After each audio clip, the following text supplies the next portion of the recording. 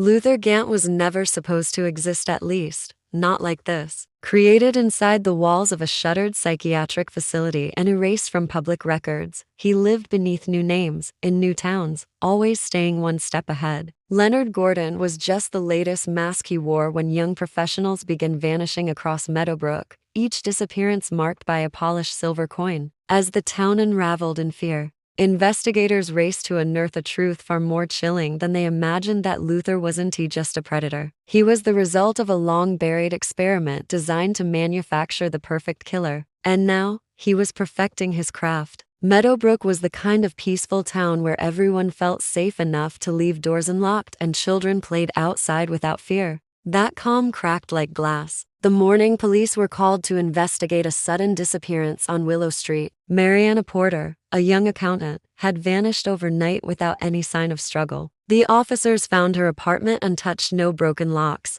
no signs of forced entry, and none of her belongings missing. The only thing left behind was something nobody could explain: a pristine antique silver coin placed perfectly in the center of her neatly made bed. Initially assumed to be a strange coincidence, the case rapidly darkened when, just 5 days later, another resident named Brian Hull disappeared under near identical circumstances. Again, no damage, no witnesses, and another silver coin left behind. News began spreading across Meadowbrook, producing fear unlike anything the town had experienced. Rumors filled the air as residents whispered about a serial predator stalking the quiet streets. The police, uncertain how to respond, formed a special task force to manage what appeared to be a calculated pattern. Dubbed Operation Predator, it included detectives, forensic specialists, and data analysts who worked tirelessly around the clock. Their early theories considered ransom, trafficking, or cult activity, but no demands were made and no useful fingerprints or DNA surfaced. Experts examined the coins, discovering they were rare 19th-century collectibles, cleaned of prints and intentionally polished. Soon, a third disappearance struck. Elisa Nguyen, a local school teacher, vanished from her home a mile away from the previous two incidents.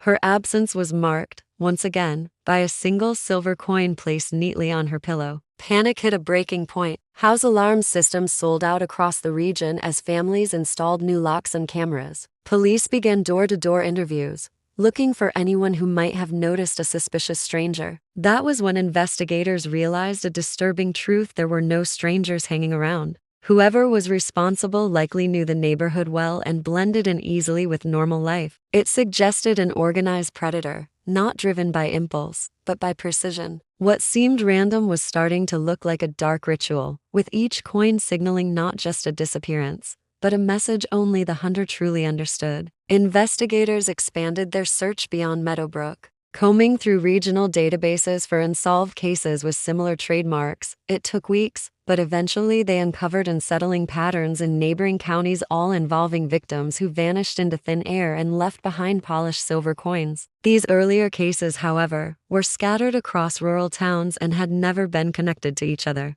With fresh eyes and modern technology, the task force began assembling a timeline stretching back almost a decade. Though the victims differed in age, gender, and background, their disappearances all shared one haunting signature. Every target appeared to live alone, followed predictable habits, and was known to trust their local surroundings. This insight led detectives to believe the predator chose victims not randomly, but with meticulous planning. The task force's digital analysts pored through hours of traffic surveillance, ATM camera feeds, and local business footage. Eventually, they spotted what they believed could be a crucial clue: a nondescript dark-colored van circulating near each victim's residence in the days before they disappeared. The van had no visible registration, and its windows were tinted so heavily that no one could make out who was inside. Even more peculiar, the vehicle appeared only around dusk and vanished before midnight. Its movements were calculated, lingering just long enough to observe without drawing attention. Upon further investigation,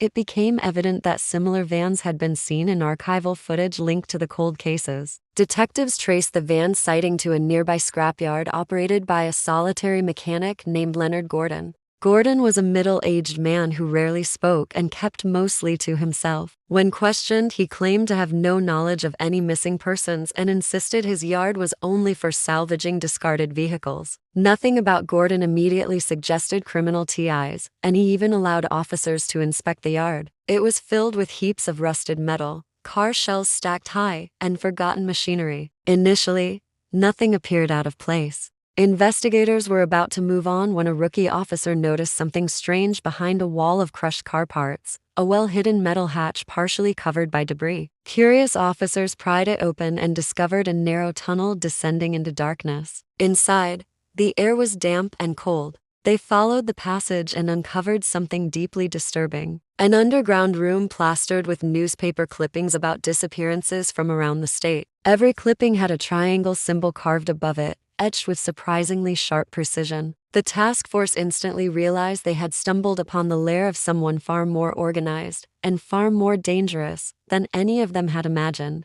Detectives froze as they absorbed the scene in the hidden room beneath the scrapyard. Every inch of the walls was covered in information maps with colored pins, photos of missing individuals, handwritten notes about routines, and coded phrases no one could immediately understand. A large map in the center connected Meadowbrook to a web of small towns where similar disappearances had occurred, forming a spiral pattern radiating outward. Each victim's photo was linked by string to a central point marked by the initials L. G. Leonard Gordon, the scrapyard owner, suddenly transformed from quiet mechanic to prime suspect. However, as investigators examined the room, one chilling detail emerged. None of the documents or carvings held fingerprints. Every surface had been wiped clean, suggesting not only foresight but an obsession with leaving no trace.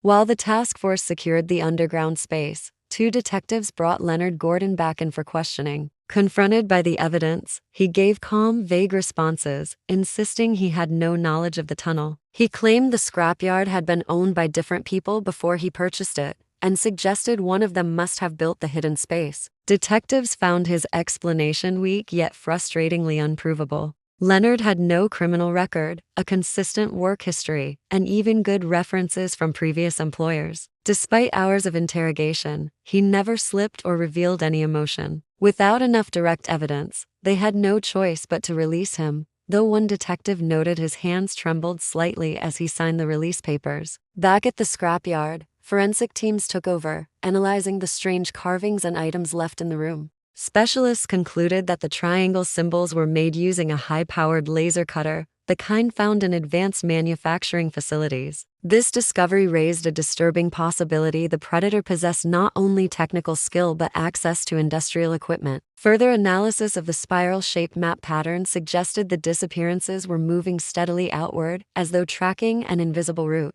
That meant Meadowbrook might not be the last town on the list, only the latest. As the task force scrambled to warn nearby areas, they also set up hidden cameras around Gordon's property, determined to catch him in the act. But their efforts came with urgency and mounting dread. If they were correct, another disappearance was already being prepared, and all they had was a narrowing window of time to stop it. 3 nights after the surveillance system was activated around Leonard Gordon's scrapyard, a silent alarm triggered at 2:47 a.m. Motion cameras captured a hooded figure approaching the hidden hatch with deliberate steps. The person moved with startling efficiency, as if already aware of every camera angle and blind spot. They carried a black duffel bag and disappeared into the tunnel, remaining inside for nearly 90 minutes. When the figure emerged, the bag appeared heavy, its sides bulging with unexplained contents. Detectives rushed to the yard minutes later, only to find the tunnel completely stripped. Every clipping, photo, carving, and piece of evidence was gone, leaving behind nothing but bare cement. It was as if the lair had never existed.